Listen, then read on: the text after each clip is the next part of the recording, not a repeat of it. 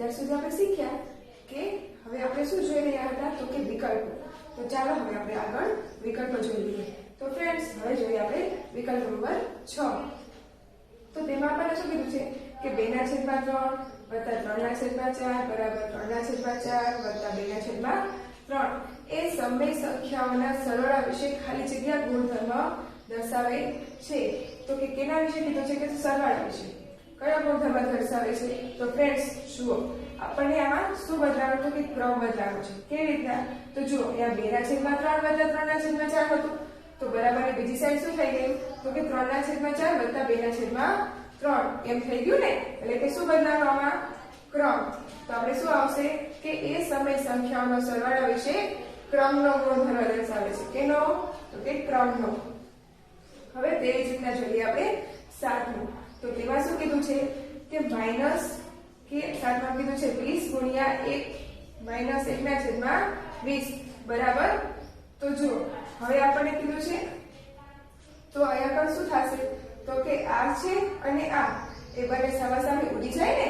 તો આપણી પાસે શું બચે તો કે અહીંયા પણ 1 અને ગુણ્યા તો કે આ -1 તો આવે જ છે એટલે -1 એટલે 1 ગુણ્યા 1 કરીએ તો શું જવાબ આવે તો કે -1. અથવા તો આને કેવી રીતના કરી શકાય તો કે આપણને 20 ગુણ્યા 1/-1/20 આપ્યું છે. આમ આપ્યું છે તો આ 20 સુધી જાય. આપણી પાસે શું બચ્યું -1.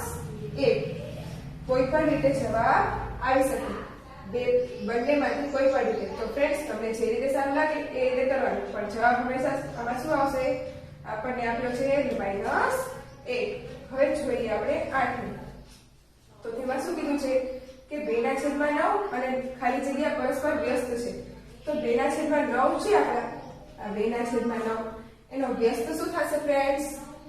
યસ, શું થાય 9/2 કેમ કે આપણે સંખ્યાને ઉલટાવવાની છે એટલે કે 9/2 એટલે કે 2/9 અને 9/2 પરસ્પર વ્યસ્ત સંખ્યાઓ છે.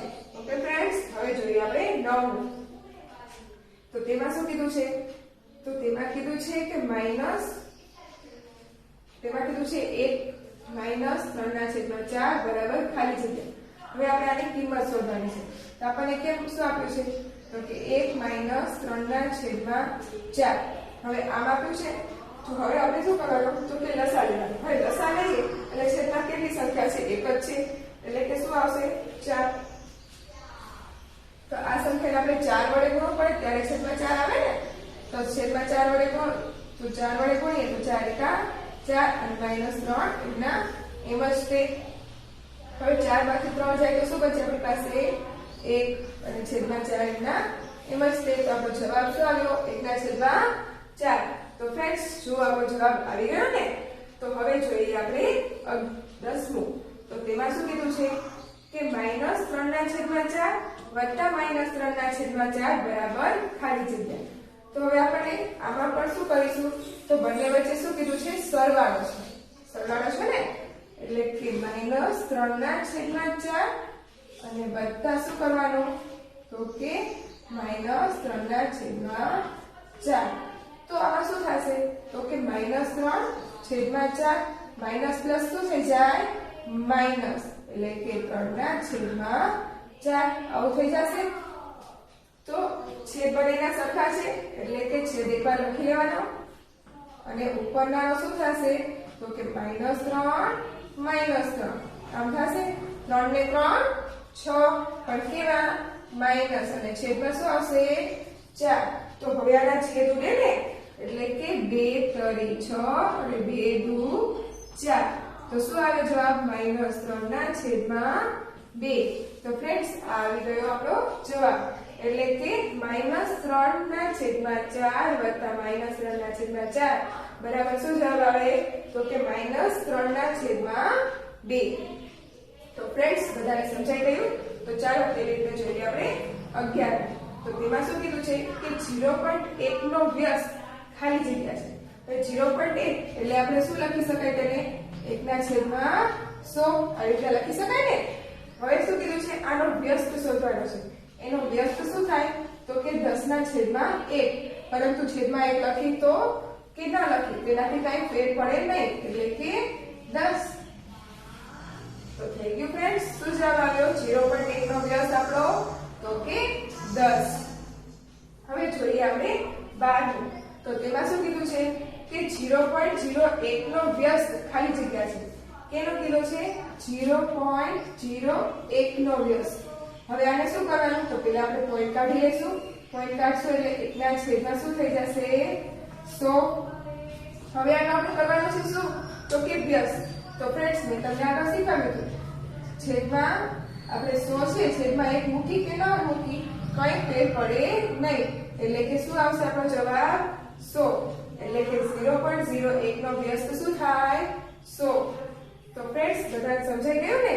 તો ચાલો હવે આપણે જોઈએ આગળ ખરા છે કે ખોટા તે લખવાનું છે. એટલે કે ક્વેશ્ચન નંબર 4 નીચેના વિધાનો ખરા છે કે ખોટા તે લખો. તો ચાલો જોઈએ આપણે પહેલું.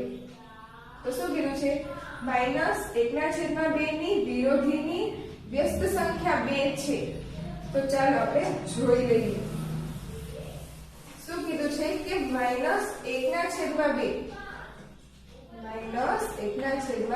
ની વિરોધી. હવે આની વિરોધી સંખ્યા શું થાય? તો ફ્રેન્ડ્સ વિરોધી સંખ્યા મેં તમને કીધું હતું શું થાય? માઈનસ હોય તો પ્લસ એટલે કે 2/1 આમ થઈ જાય. હવે શું કીધું છે? તો કે આની વ્યસ્ત સંખ્યા. વિરોધી સંખ્યાની આ થઈ. હવે આની વ્યસ્ત સંખ્યા શું થશે? આપણે તો કે આપણે આની વિરોધી સંખ્યા કીધી છે ને તો માઈનસ હોય તો શું થઈ જાય? પ્લસ એટલે કે 1/2 આ થઈ જાય.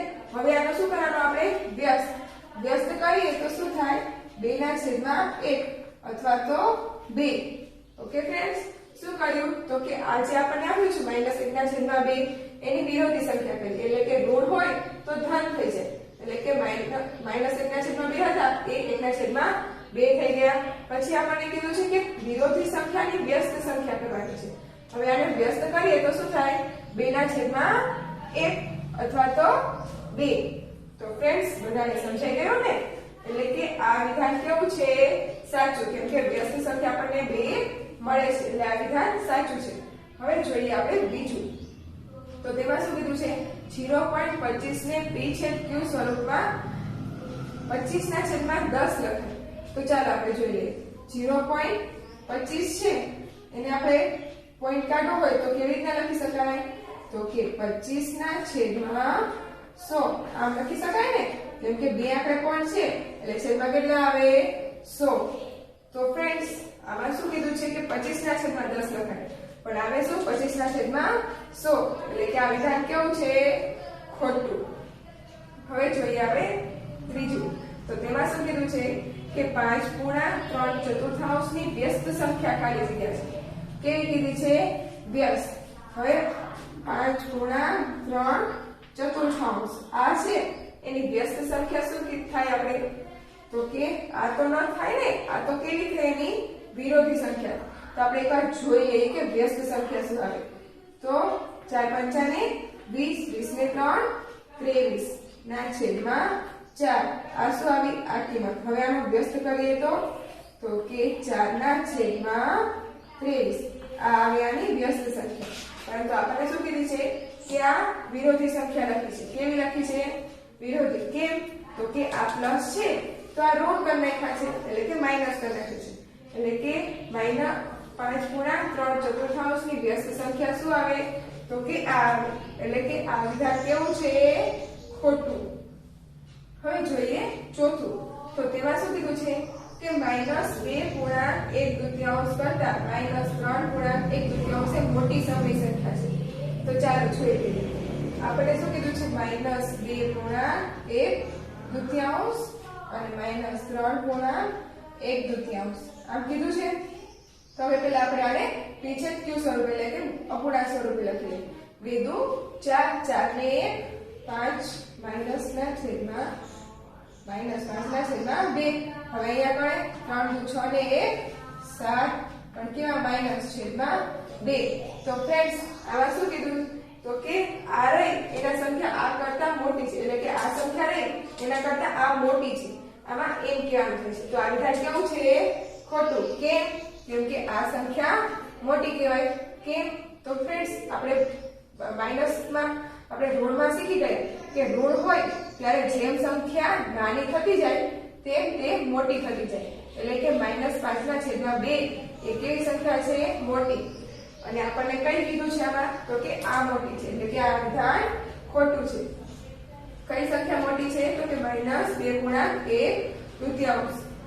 એટલે કે આ વિધાન ખોટું છે. હવે જોઈએ પાંચમું. તો તેમાં શું કીધું છે કે 3/2 માં પૂર્ણાંક 3 છે. તો ફ્રેન્ડ્સ આ 3 ને શું કહેવાય? પૂર્ણાંક. આપણે જ્યારે બોલીએ ત્યારે પણ કેમ બોલીએ? 3/2 એમ બોલીએ ને. એટલે કે 3 કેવા છે? પૂર્ણાંક. એટલે કે આ વિધાન કેવું છે આપણું? સાચું. હવે જોઈએ આપણે છઠ્ઠું. તો તેમાં શું કીધું છે? તો કે 4/9 ગુણ્યા 4/9 બરાબર 1 થાય. તો જુઓ ફ્રેન્ડ્સ આપણને શું કીધું છે? ગુણાકાર. અને બંને સામસામી રકમ કેવી છે? સરખી. એટલે કે 4/9 ગુણ્યા 4/9. હવે જ્યારે ગુણાકાર હોય ત્યારે ગુણાકારમાં આપણે શું કરવાનું? તો કે છેદનો ગુણાકાર છેદમાં, અંશનો ગુણાકાર અંશમાં. તો કે ચોકો ને 16 અને 90 81. તો ફ્રેન્ડ્સ આપણો જવાબ શું આવે? આ. પણ આપણને શું કીધું છે કે બરાબર શું આવે છે? 1. એટલે કે આ વિધાન કેવું છે? ખોટું. હવે જોઈએ આપણે 7મા નંબર. તો તેમાં શું કીધું છે કે -5/11 ગુણ્યા 5/11 બરાબર -1. તો ફ્રેન્ડ્સ આ પણ અત્યારે આપણે આગળ જોયું તેના જેવું છે કે 5/11 અને ગુણ્યા 5/11. આમાં કયું છે? તો છેદનો ગુણાકાર છેદમાં અને અંશનો ગુણાકાર અંશમાં. તો 55 કેટલા થાય? 25. અને છેદમાં 11 ગુણ્યા 11 121. પણ કેવા આવશે? આ માઇનસ. તો ફ્રેન્ડ્સ આપણો જવાબ શું આવે છે? તો કે -25/121. પણ આપણને શું કીધું છે કે -1 આવે છે. તો આ વિધાન કેવું છે? ખોટું. તો ફ્રેન્ડ્સ બધાને સમજાઈ ગયું ને? તો ચાલો હવે જોઈએ આપણે 8મું. તો 8માં આપણને શું કીધું છે? તો કે 8માં કીધું છે -6.1/2 એ 5 અને 6 વચ્ચેની આવેલી સંખ્યા છે. તો ફ્રેન્ડ્સ આ વિધાન કેવું છે? ખોટું. કેમ કે આપણને શું કીધું છે? -6 પૂર્ણાંક.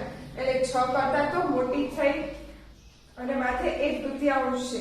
એટલે કે આ કેવું કેટલું થયું? તો કે 6 ની માથેની છે. એટલે કે શું આવશે જવાબમાં? તો કે -6 અને -7 વચ્ચેની સંખ્યા છે. એટલે કે આ વિધાન કેવું છે? ખોટું. આપણને ખબર કેમ પડી કે આ -6 અને -7 વચ્ચેની કિંમત છે? તો ફ્રેન્ડ્સ આપણને શું કીધું છે? -6 પૂર્ણાંક. એટલે કે 6 તો કીધું છે 6 પૂર્ણાંક. એટલે કે 6 પૂર્ણ છે. એટલે કે 6 અને માથે 1/2 છે. એટલે કે 6 ની માથેની સંખ્યા છે. એટલે કે 6 એટલે કે -6 અને -7 વચ્ચેની સંખ્યા છે. એટલે કે આ વિધાન કેવું છે? તો કે ખોટું. હવે જોઈએ આપણે 9મું. તો તેમાં શું કીધું છે કે ધન સમય સંખ્યાઓ સંખ્યા રેખા ઉપર 0 થી જમણી બાજુએ આવે છે. હવે આપણે સંખ્યા રેખા જોઈ ગયા ને? આમ હતી સંખ્યા રેખા, વચ્ચે 0 આવે અને આ બાજુ કઈ સંખ્યા આવે? તો કે ધન અને આ બાજુ ઋણ. તો હવે આપણને શું કીધું છે કે ધન સમય સંખ્યાઓ રાઈટ એ 0 થી જમણી બાજુ આવે. તો ધન સંખ્યાઓ 0 થી જમણી બાજુ આવે છે? તો કે હા. એટલે કે આ વિધાન કેવું છે? સાચું. હવે જોઈએ આપણે 10મું. તો તેમાં શું કીધું છે કે 2.3/4 ગુણ્યા 3.2/7 ગુણ્યા 5.1/2 ગુણ્યા 0 બરાબર 0. હવે ફ્રેન્ડ્સ આપણે ગુણાકારમાં જોઈ ગયા કે ગુણાકારમાં કોઈ પણ સંખ્યાનો ગુણાકાર જો 0 વડે કરવામાં આવે તો તેનો જવાબ શું આવે? હંમેશા 0. એટલે કે આ વિધાન કેવું છે? સાચું. તો ફ્રેન્ડ્સ બધાને સમજાઈ ગયું ને? તો ચાલો હવે આપણે આગળ જોઈશું. ઓકે.